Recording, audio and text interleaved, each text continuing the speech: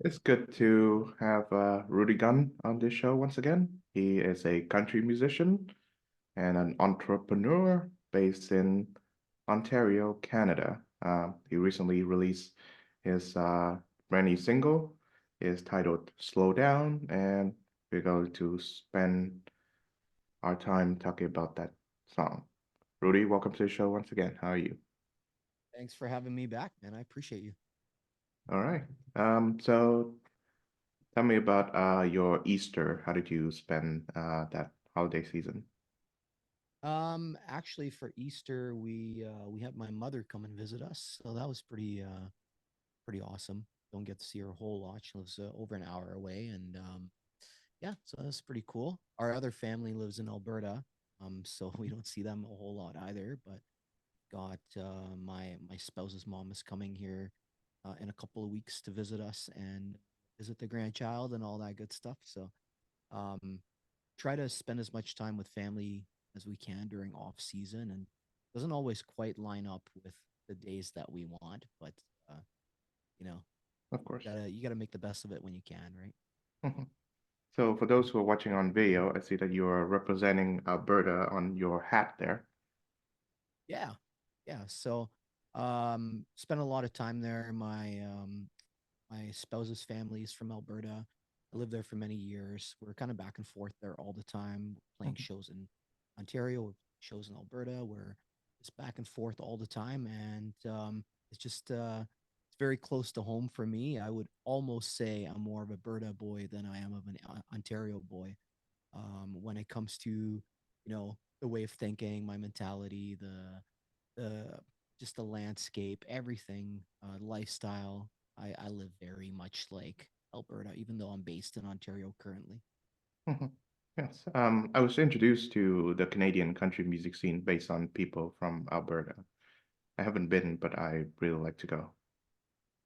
Yeah, next time you're in Canada, man, you got to hit it up. I mean, what's not to love about Alberta? You got the Rocky Mountains, Banff National Park, Jasper, Kananaskis is a great place if you like horseback riding.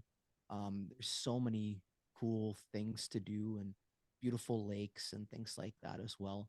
And of course, if you ever want to like go to BC, it's just a hop and skip away to get there as well, or go across the border to Montana. Everything is pretty close to there. And if you wanted to take an adventure drive all the way to the Grand Canyon or something, it's going to take you maybe a day to get there.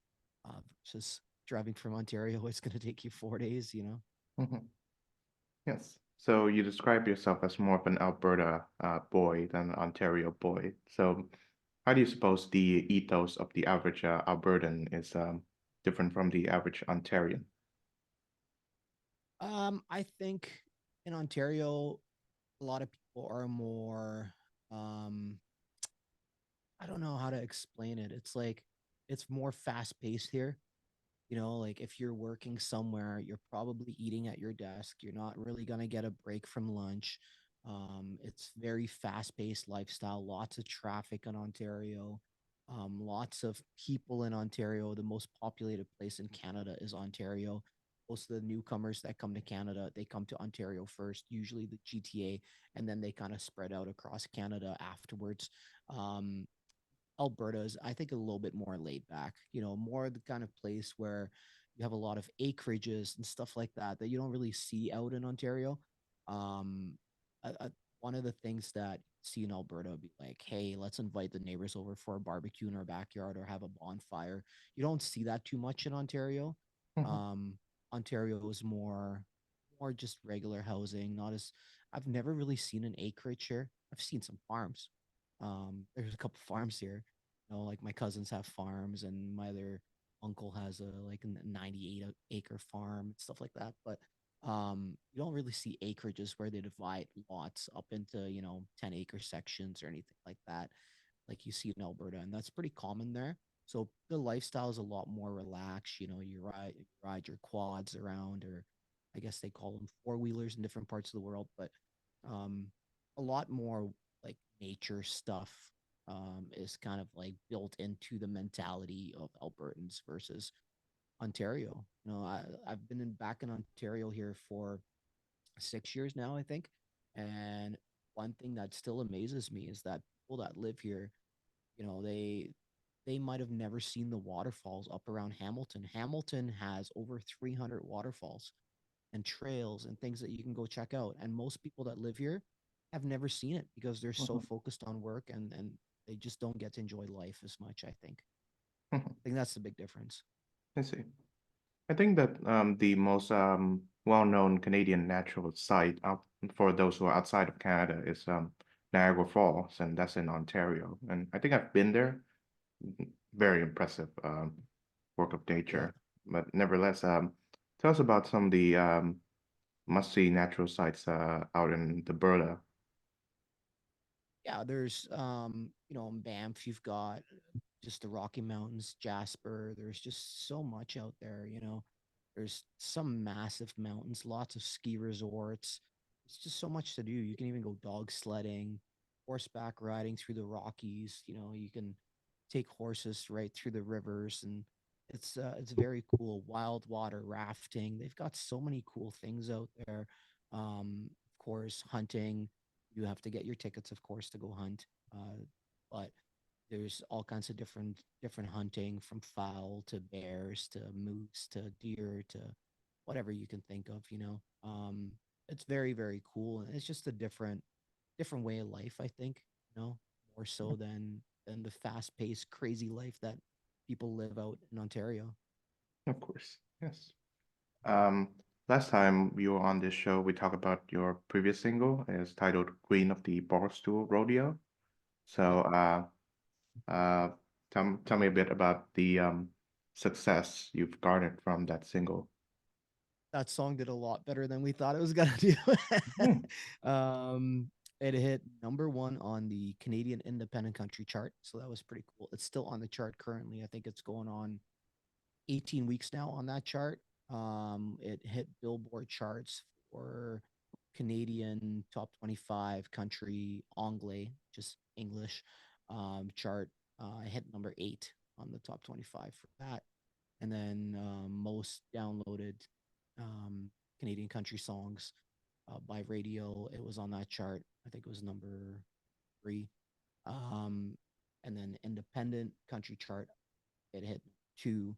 So like we did pretty well with it. It's got over 75,000 plays on Spotify. I mean, in the grand scheme of things, when you compare it to people like Luke Combs and stuff like that, it's not a lot of plays. But for an independent Canadian artist, that's a lot, Mhm. and it's just one thing that it's been doing for us more than anything is definitely not paying our bills. With the amount that Spotify plays, I'm not sure if you're sure, or I'm not sure if you know, but they pay like 0.004 cents per spin. So it's like peanuts. But one thing that it has done for us is open a lot of doors when it comes to playing festivals and playing really, really cool events. We got some events booked all the way up in Timmins, Thunder Bay. We've got, and that's like way up northern Ontario. You gotta drive to Timmins. It's a day drive, and it's still the same province. Thunder Bay, we gotta fly there because there's no way we can drive there in a timely fashion and then be back for the weekend shows. And then we're even playing at Toronto exhibition this year, which is one of the largest, if not largest, exhibition in Canada. So that's very, very exciting. And more shows are coming constantly. Every week we're booking a couple new shows, and it's starting to happen quick now. And now with the release of the second single, a lot of people are excited about that as well. So we'll see what happens with that one, and hopefully we can have the same level of success with that song as the first one.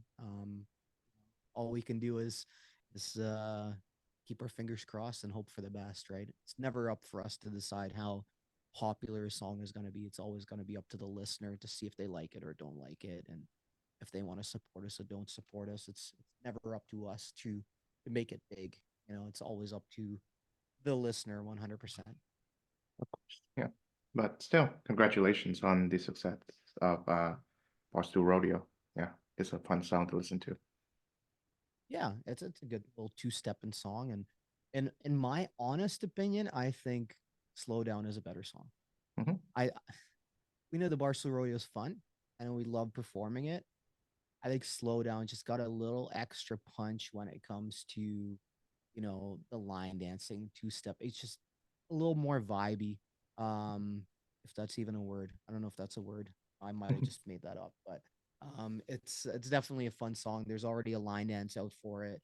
Um, people are liking it when we played it at live shows. It's getting a lot of good feedback, I guess. A lot of people singing along with it already. They already know the words, and it only came out on the 5th, so it's not even been out about 2 weeks now.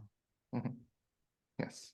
I listened to it as soon as it came out. Yeah, I like the song too. I do think that it is much better than Bars to Rodeo. I think so too, man. I don't know. Hopefully, we can just keep getting better songs out and better Mhm. after, make them better every time. But, um, unfortunately, that's not reality. We're gonna keep writing different things, and we're gonna keep recording different things. And sometimes it's us writing, and sometimes it's other writers that write stuff, and we just pick the best songs that get pitched to us to record. And we're writing stuff ourselves now. We were talking last time, and I think you remember you were talking to me about the Noonday Devil, right? And Yeah, yeah. about how you sometimes feel that crash in energy in the middle of the day, or um having something trying to stop you from accomplishing your goals. And I believe we were talking about, I think that was you that we were talking about that. And I said, you know what, I'm going to write a song called Noonday Devil. And I did write a song called Noonday Devil. So you'll be the first to hear it when we release it. It is it is very focused on a big part of my life, and a big part of, I think, a lot of people's lives, especially since the whole world kind of came crashing down during COVID, and people being stuck at home, and a lot of the uncertainty and depression that set in with people. And I've been battling depression for a long time, and not something I typically talk about. But when it comes to Noonday Devil, for me, it's like that's when you got to get out of bed to go do things, and accomplish your goals. And then the Noonday Devil just comes in and tries to take over, and tries to take over control. And it's just like, I'm not going to let you take over control. I'm not going to let you do that to me. I have dreams to chase. I have goals to chase. I have a career to chase. I have a family to support for. I can't let you just like take over my life, and make me not do what I want to do. And it's depression is a real thing, and a lot of people don't talk about it. And I think when we release that song, we'll be talking about it a lot more, public about it. I think it's something that needs to be addressed because it's on an all-time high right now, especially with economy being as expensive as it is, and just getting more expensive day by day. A lot of people don't know where their next paycheck is coming from. Here in Canada, most people are one paycheck away from being homeless, and that's a that's a scary thought, because no job's secure. So to not know where you're going to be next month for most people is a pretty scary world. And it's not just Canada; it's all over the world. Just everything is so expensive now. Cost of living. And it's not that you can take 1 year worth of income and buy a house. Like, you're saving up 30 years for a down payment, and then spending another 35 years paying your house off, or another 30 years. By that time, you're probably dead. And then your family gets stuck with all the bill. Like, it's crazy. So I think when you said that Noonday Devil thing, it really got me thinking. I'm like, oh, it's something I deal with all the time. Something a lot of people deal with, not just Canadians. And I think it's important to bring that to light through a song. And it might not just be depression; it could be addiction, it could be anything. Anything that tries to take away your shine, or take away your glory throughout the day. So, thanks for that idea. I guess it's just I always wanted to write a song like that, and I didn't know which way to put it. And when you said that, I was like, you know what, that is the perfect way to put it. Oh, So yeah. thank you for that. I appreciate that, man. Mhm. Song ideas always come from the most random places, random people, and sometimes even people around on the other side of the world in Hungary. Yes. And I'm very glad to be able to be of help with inspiring you to do that song, and I'm very excited to listen to it. Yeah, it's gonna be a good song, man. It's Yeah. very the way that we haven't recorded it yet, but we've been tinkering with the sound and the style and how we want it to sound. And if you picture, Hotel California, the guitar picking at the beginning, and combine that kind of with like thunder rolls, um, the heavy guitars, the power chords, the big hits in the song. That's kind of the vibe we're gonna go for. Even if you kind of combine that all with like Three Doors Down. Now, Three Doors Down, we never knew that as a country band, right? That was always a rock band when we were younger.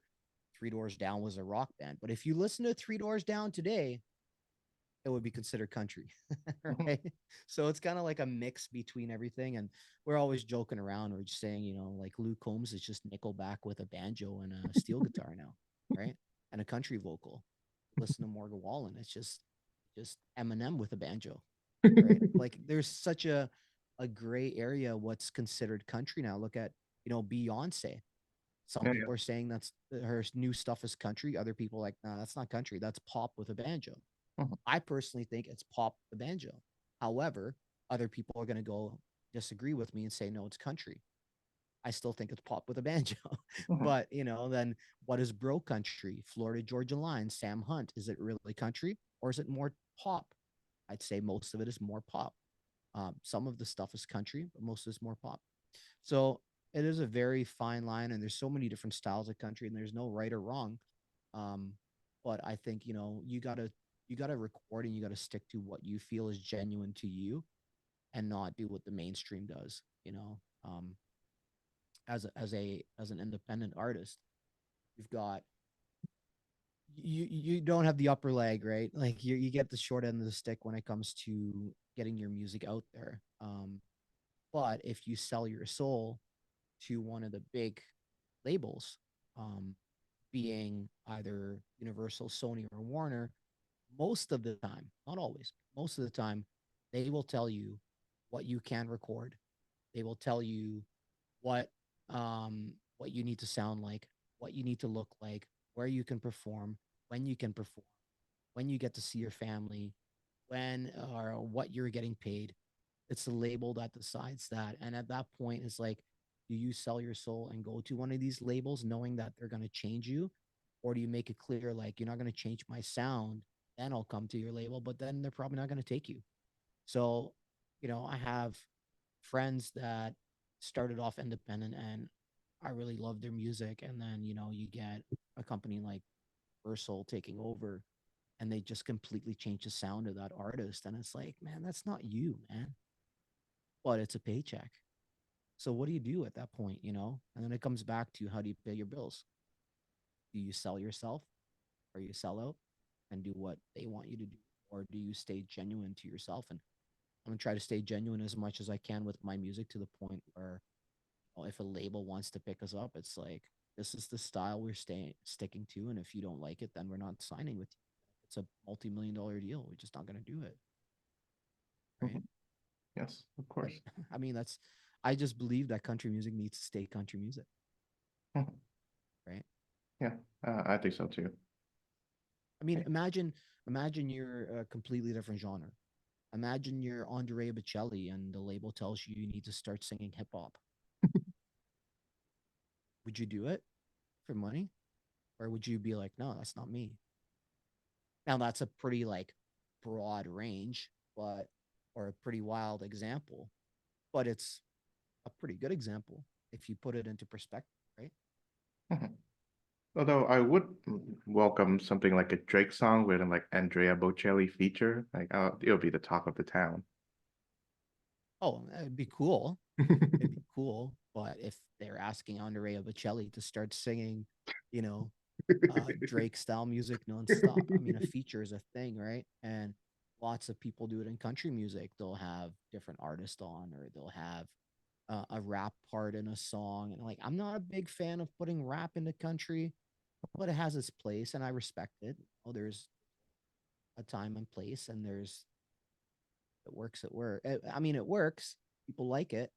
Um, Probably not something I would do as an artist personally, because I like to stay within what I like to sound like and what I like to represent and who I am. But lots of artists are doing that crossover stuff, and there's nothing wrong with it. Every day I get probably rappers reaching out to me that are, hey, let's collab. Like let me do a rap verse on your country song. And I'm like, that's not that's not who we are as a band. That's not who I am as an artist. And um, like I we go by my artist name, Rudy Gunn, but we're a group of five guys and we decide everything. Um, like my band is, my bass player is as much Rudy Gunn as I'm Rudy Gunn, and my guitar player is as much Rudy Gunn as I'm Rudy Gunn, and my drummer and my piano player, we're all equal Rudy Gunn, and we treat each other equal. We talk about kind of the direction we want to go in.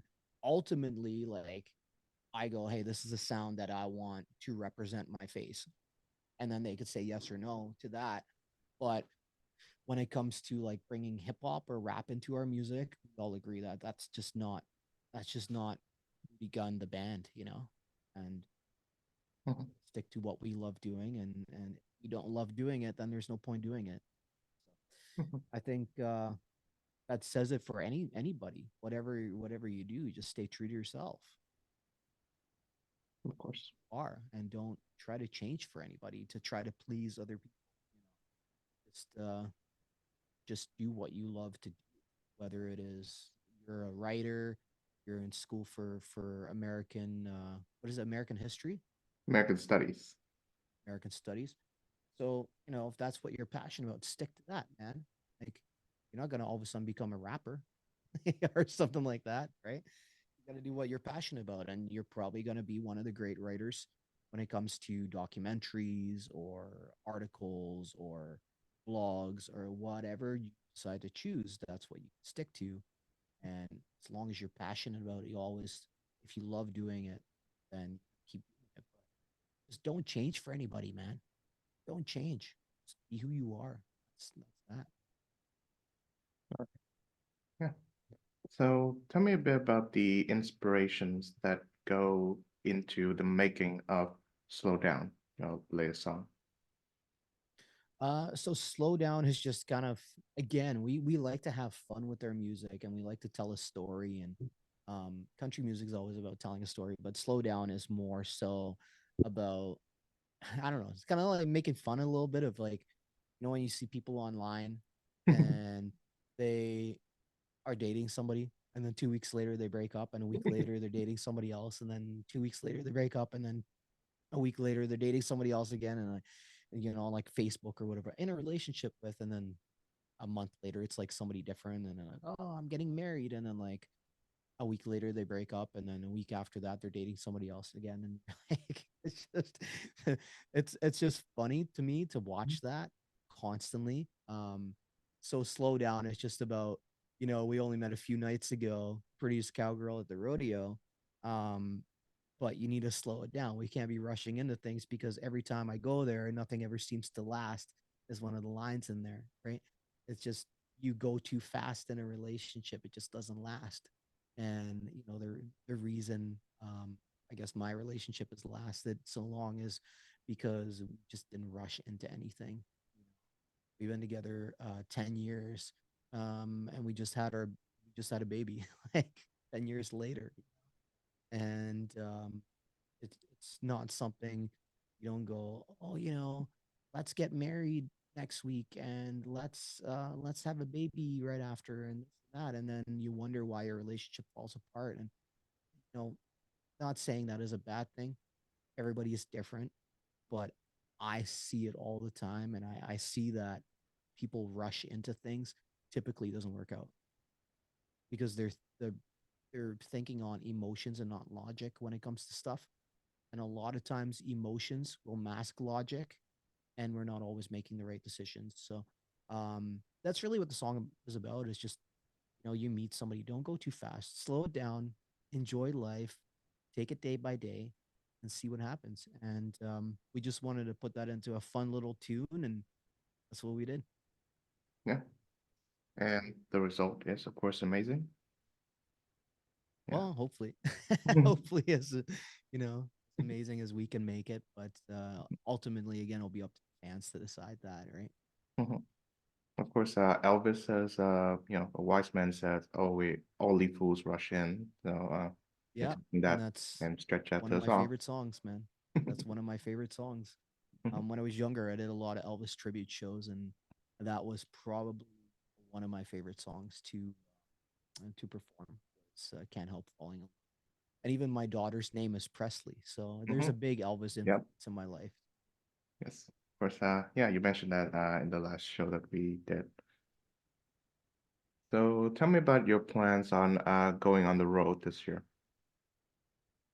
Yeah, we're going everywhere, man. We're right now we've got shows scheduled all the way up to Thunder Bay, where even north of Thunder Bay, where we have to fly in with like bush planes and take a bus through the woods to get to Mhm. our shows. And it's pretty crazy. We're willing to go where a lot of people aren't willing to go, and it's a lot of fun to go on the road with the guys and just um, live and breathe music and be able to spend that time in the car chatting about where you want things to go. And you be looking at some random things and song ideas will come up and down, you make a note in your phone and you start writing when you get to the hotel, or maybe you even start writing some ideas while you're driving. There's just always things that pop up, and things that you discuss and ideas that come across.